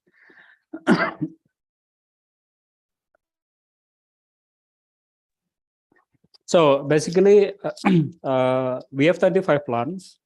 Assuming that we cover all of our plants using solar panel, you know, the capacity will be 17 megawatt peak. So of course, it's quite significant However, it is because we use so much energy, it is only cover between 15 to 20% of energy usage. Among 25 plants, imagine we have the ambitions to be 100%, covered by solar panel by 2025. This is our ambition. Even so, to be honest, even we put it before. This is our ambition. However, because you asked about the challenge still remains on the regulatory regulatory side, because there are several obstacles why we are not able to do it as per plan, which is one of the challenge that we have is linked to the permit given by our PLN, which is now I think PLN only limit to 15% of the capacity. So imagine if 15% of the total solar panel that we have to put, it's going to be just a few percent of our energy. It's not going to be efficient for us.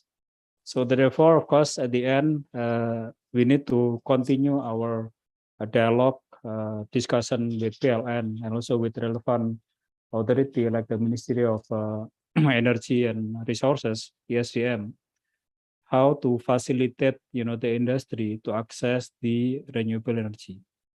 This is our, of course, we in Danone together also with the association and some other stakeholders, we continue having a discussion, because at the end, to achieve the ambition of the company, at the same time also supporting Indonesian government to assess energy mix by 23% in 2025, really require kind of innovative and also drastic or significant changes in the motor policy. So this is something that we need to do it together, and dialogue and discussions need to be continue to be done by relevant stakeholders. Thank you, Pak Karyanto. Okay, so the next questions I will address to all speakers. That if we talk about the challenge, the next questions come from the audience is, what is the biggest challenge to achieving net zero emissions in business and global market, and how to realize the plan with our condition regarding the food crisis and also energy crisis? Maybe I can start with Pak Brahmantia first. Thank you. It's a good question actually, how we can facing that. Actually, Pertamina as an energy company will focus for the energy transition. It's not directly, I mentioned earlier that it's not directly to new and renewable energy, but through gas, through the gas consumption and gas equipped in many areas in Indonesia. In this particularly concern, actually, we as a state-owned enterprise can be together with the private sector, as well as with the ministry and also the governments, to do the correct planning with the exact timeline, to make sure that everything goes for the development of fastening net zero emission can relate to the sovereignty in Indonesia. Just to open the discussion, that actually when for example, when the electric car is being imported to Indonesia, we need to also address that the conventional cars is still there. When the import is coming, and what's next for the workers, for the commercial cars, for the conventional cars and everything. If we can address this by the good path of transition step, it will be good that everybody got a time to train, to educate, and then to follow the plan of the government. For us, of course, Pertamina will be ready. However, we will not directly go to the new and renewable energy, although we have the capacity to do so. I think that's all. Thank you. Okay, how about Pak Karyanto? Yeah, few points for myself. Of course, at the end, what we need to do, definitely, we need to to really promote public-private partnership. You know, this is something that we need to really work together. And then I think policy also play very important role. Government should be able to issue the policy which is conducive to support the renewable energy, win-win policy, I would say, which is win-win for everyone. I know it is not easy. For example, like even now PLN has the oversupply for fossil-based energy, but we need to think, to think out of the box, what we can do to overcome this. And then we need to promote, because at the end, assessing renewable energy need also the financial. We need to promote many different blended finance tools and also the access. Some bank, I think they start also, opening access for the financing. We need to promote circular business model. So I think industry need to start thinking on the circularity when they start, for example, launching the new product, establishing the new, services, for example, need to think on the circularity. I think the last one, because this is also linked to the, the global crisis on food, we need to strengthen the local food production. But let's take, at the same time, let's take the opportunity to boost regenerative agriculture model, because agriculture will actually play very significant role on the climate change. Because now, like the way we do the agriculture, I think we use excessive chemical fertilizer, for example, or maybe we use a lot of water. When we are trying to really understand the impact on the climate change, agriculture play very important role. So this is something that we need to think and push together. And even us in Danone, we also having some pilots on agriculture, working with farmers. Even though farmers doesn't understand what is climate change, but when we start introducing, regenerative agriculture practices, actually from our measurement, it will significantly impacting the climate change because reducing the CO2. Thank you. Thank you, Pak. How about from Bu Elim from the forestry sector? Yeah, I think the biggest challenge is if going to net zero, if I can say, the coordination with overall the parties. And I think we need establish like a special task force involving all the stakeholders, representative from private sector, government, because we are all already, I think, know, right? That's there is a policy adjustment and preparing of our talent and how we can start to make a stages of the transition from coal, like what Pak Brahmantia said, that move to the gas, or what is the transition before we going to the technology that we know that may be possible for Indonesia. And of course, there is no one single technology that we can use, consider our archipelago position, because of we cannot just copy from other countries, because we have to start doing the feasibility study in each region, refer to the available technology. And I think that should be start and together, because of everybody already I think especially the big company already think in the same way, but in the same time, like what Pak Karyanto said, that of course we also need to educate the community on the ground, starting with the simple thing. We also having the program with the community, at least they know that doing some agriculture should be with sustainable ways, not adding more burden to the country, right? And the industry as well should be start to think the new expansion should be also using the renewable. So these all things should be come out together with one roadmap for our country. So that's I think we should do together because of the investment. The banks also, the financial institution also have the same thinking how they can also open access, and we can get, because of this is need huge investment. Thank you. Thank you, Bu Elim. So, other than coordination, we also need to educate the society, right? Yes. Because Pak Brahmantia before mentioned about the electrical vehicle, I would like to ask Pak Brahmantia about has Indonesia or Pertamina stepped into the scientific fuel or to pursue the zero emission fuel instead of the electrical motors? Please, Pak. Yeah. Sorry, can I? Maybe I have to leave. Sorry. Thank you again. Okay. Thank you, Belim, for your time. Nice to Thanks meet you once all, again. speaker. Yeah. Thank you for ICDX. Thank you. Good Thank you, afternoon. Bu.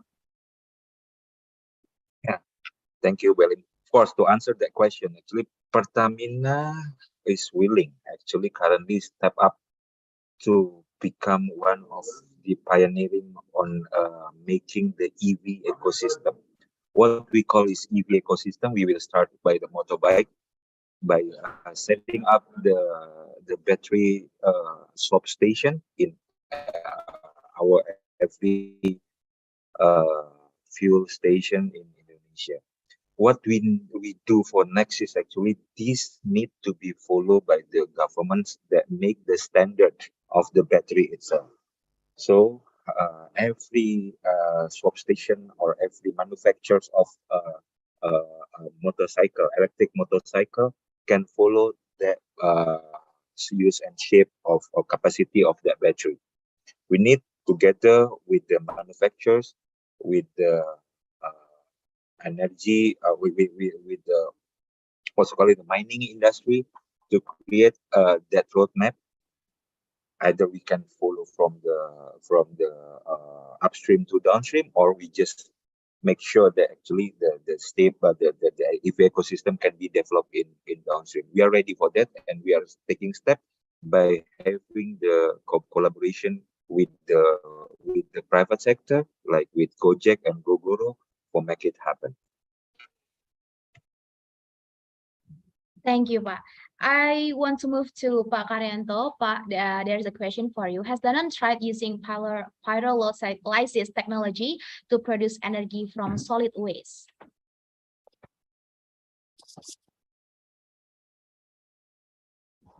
Okay.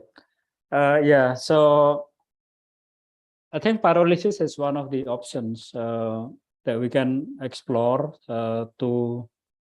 as part of the solutions to address the plastic waste. I think there are many technologies already being introduced in Indonesia, but the challenge on pyrolysis, I think I'm not questioning more on the technology. I think technology, I know it's challenging, but it is not difficult to push on the technology, to be honest.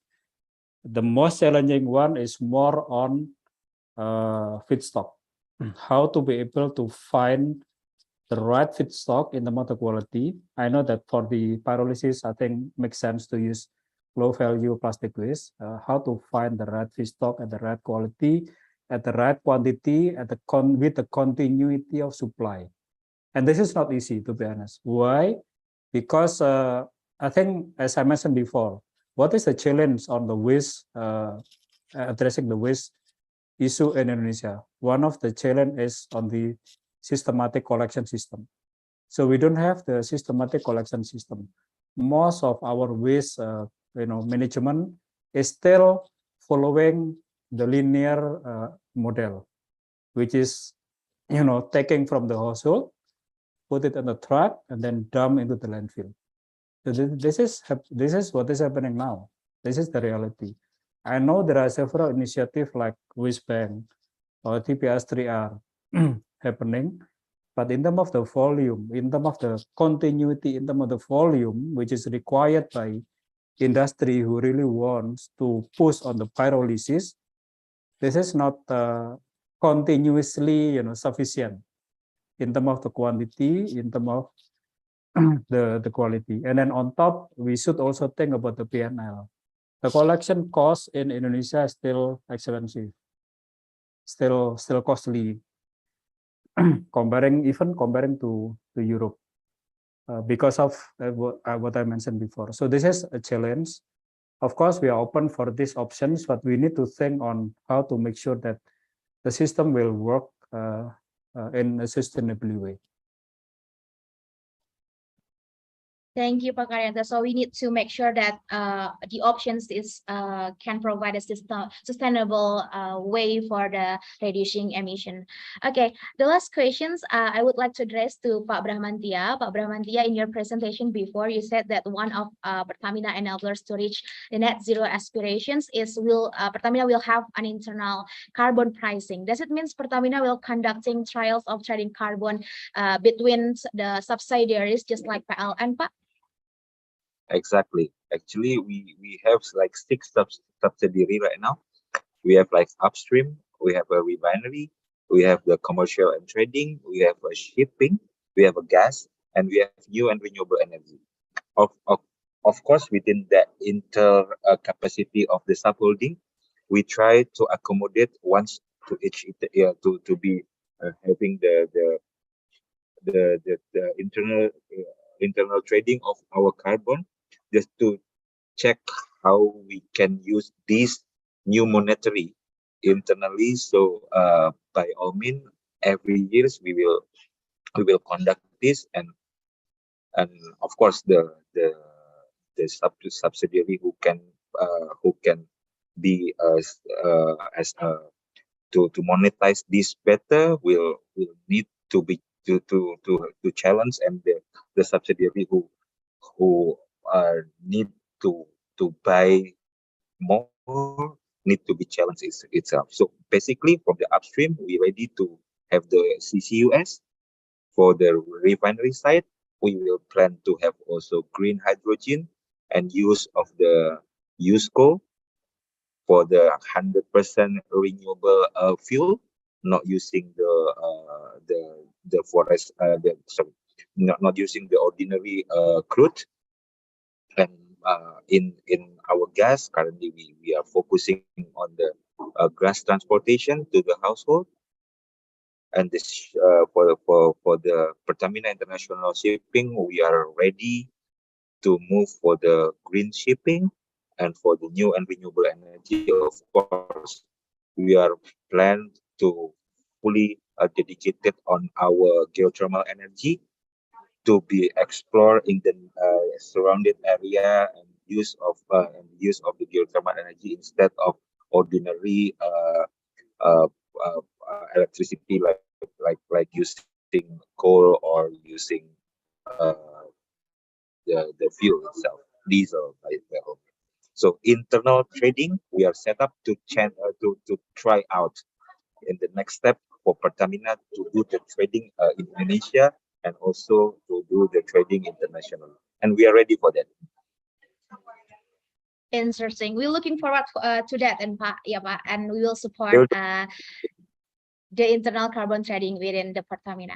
Okay, that was the last questions for today's webinar. And before we close the webinar, let's listen to the closing remarks from Mr. Yahroro ST, LCDI Commissioners and member of the Green Caucus of Indonesia Greenhouse Parliament. Bismillahirrahmanirrahim. Assalamualaikum warahmatullahi wabarakatuh. May peace and blessings be upon you.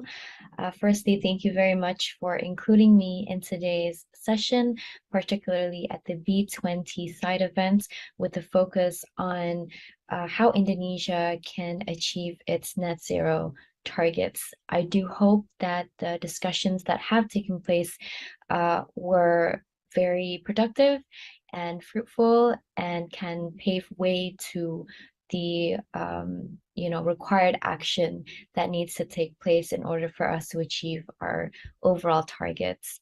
I was asked to join today to give a little bit of remarks with regards to how the government is addressing the challenges in achieving the net zero emissions targets.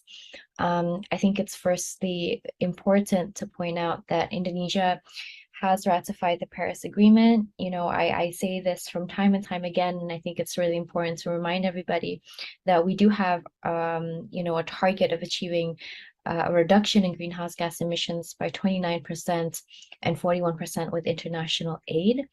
And we understand that there are several sectors that contribute to the level of emissions that we're currently experiencing in Indonesia, and 30% in itself actually comes from the energy sector. And so one of the biggest keys to achieve a net zero emission is very much related to the energy sector, particularly in how we can push forward energy transition, which is also one of the primal pillars of the G20 summit, and also how we can achieve, you know, energy utilization as well. And there are several challenges when we speak of this sector alone, particularly that the current regulations on new and renewable energy is scattered and quite inconsistent, and there are limited access to funding sources, and as well as the NRE, or the new and renewable energy market, has not yet developed and reached its economies of scale. The purchasing price of NRE is, you know, is not competitive or as competitive as we'd like it to be. And there is a limited transmission and distribution infrastructure as well. And, you know, the NRE development governance is still quite sectoral. So there are several things that we can do in order for us to create a, you know, a better environment for this sector to grow. And as a form of governmental action, particularly in dealing with the climate crisis, the Indonesian government has designed what's called the Low Carbon Development Initiative. It so happens that I'm one of the commissioner of this initiative under Bappenas.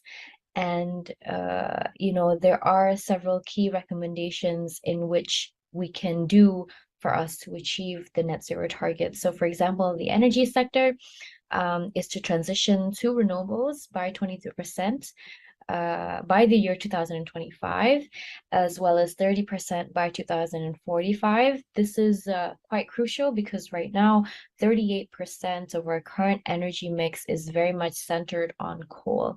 So we do have an economy that is predominantly fueled by the fossil fuel sector. And so this paves way as a solution for us to transition and to move forward in a much more greener way. And aside from that, the target of you know, shutting down coal power plants by 2040, and also the implementation of energy efficiency programs, which is in line with you know, the increase in new and renewable energy to suppress the growth of energy demand generally. And also how we can increase energy efficiency. This is just as important, as well as reduce the ratio of total energy consumption per person by 3.5% in 2030 and by 4.5% in 2045. That this is also quite, you know, one of the things that we can do, especially in Parliament right now. We are working on a new and renewable energy bill with the hopes that this can also create, you know, a better market for renewable energy to grow as well, making it a lot more competitive within the energy market, as well as, you know, creating the right incentives for it to prosper in the future. You know, we've learned a lot about how energy transition is being experienced in several countries right now, and I do apologize that I'm not able to be there in person because Commission 7 is currently undergoing a working visit to Denmark. So I'm in Denmark at the moment, learning about their energy transition strategies. And it turns out that this has been initiated and has started since the year 2000s, around the early 2000s, and they have optimized on the wind offshore turbines and have really regulated it in such a way that there is a subsidized program in which has created a market for it, which now has made it become a lot more competitive in comparison to fossil fuels. So it's actually a lot more cheaper to utilize renewable energy in this regard.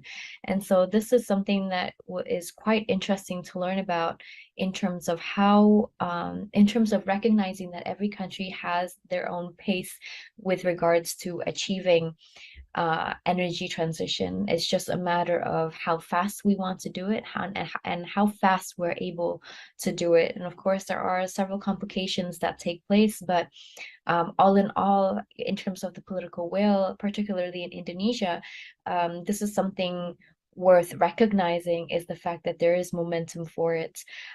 Aside from right now, you know, hosting the G20 summit, in which energy transition is one of the main topics, but also recognizing that even parliamentarians are currently mobilizing, especially through the IPPU, in achieving the required discussions, actually, to make sure that we do transition and we do encourage countries across the world to transition as well. But of course, aside from that, when we speak of emissions, we're also speaking of other sectors, including the agriculture sector. And, you know, there has been full enforcement of the moratorium on forest oil, palm oil, mining and peatlands, so that by 2045, Indonesia will still have 41.1 million hectares of primary forest, including 15 million hectares of peatland.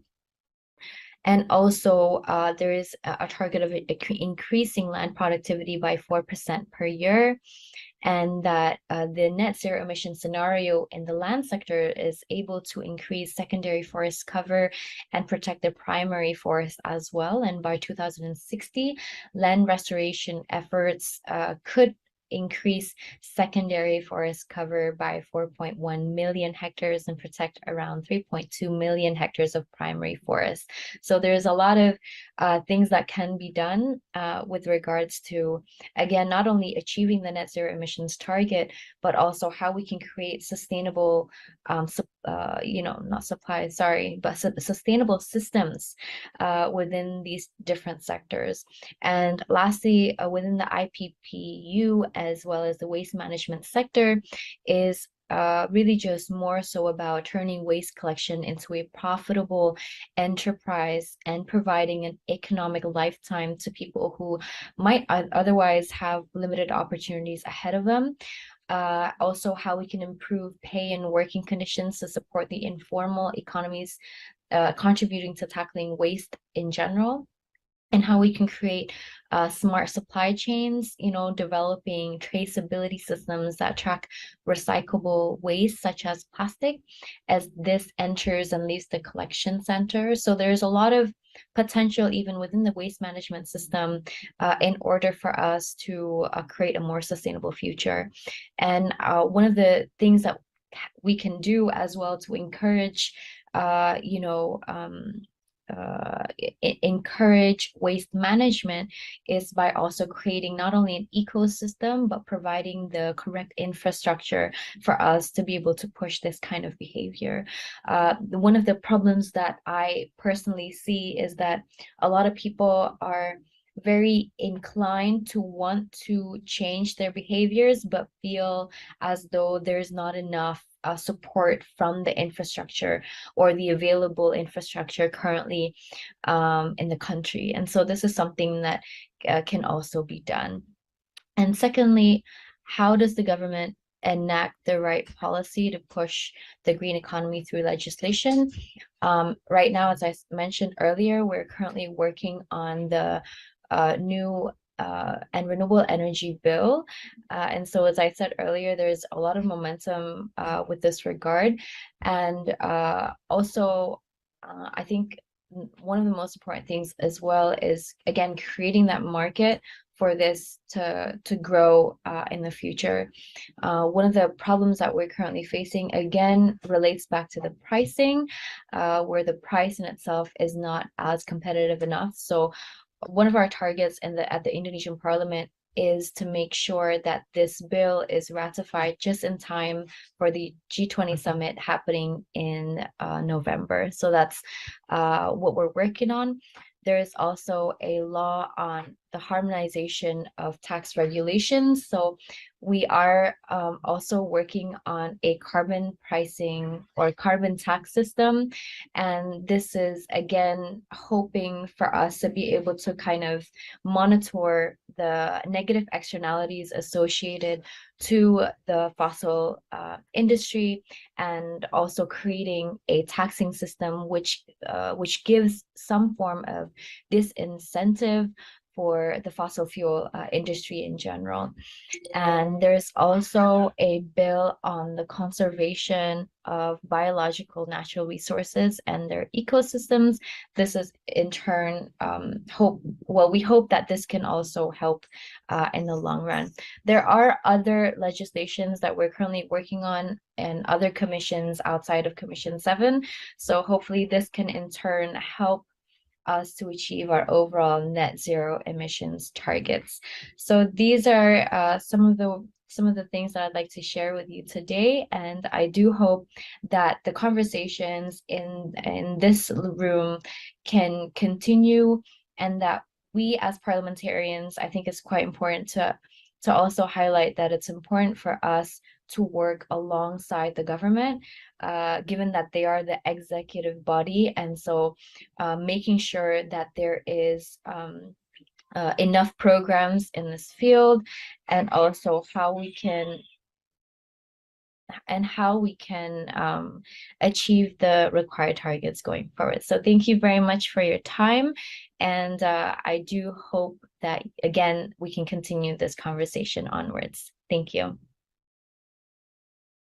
The closing remarks from Ms. Dia concludes our webinar this afternoon, and on behalf of ICDX, I would like to thank B20 Indonesia, the speakers, attendees, and sponsors who have supported this webinar. And if you want to get more information related to carbon emission reductions, including the carbon market, please check our website at www.event.icdx.co.id/carbon. And if you wish to join the B20 Summit in November virtually, go check the link in the chat box. Lastly, apologies if there are any misspelling and mistakes, and we hope to see you at the next webinar. Bye.